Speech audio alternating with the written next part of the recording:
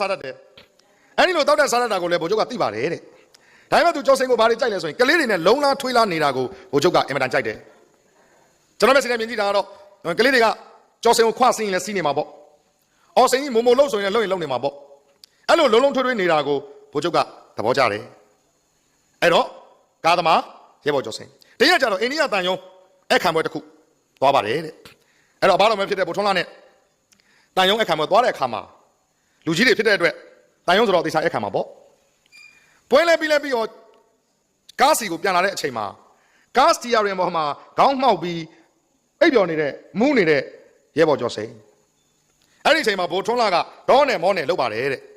ပခုံးကိုဆွဲပြီးတော့မင်းကွာ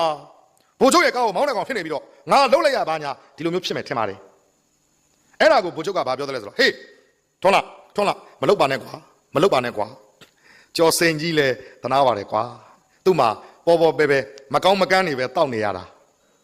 ဒီနေ့တော့တန်ယုံကအခမ်းနေဆိုတော့ဒီကောင်ဘိုက်ကိုခွေးနှမ်းသွားတယ်ထင်တယ်ကွာ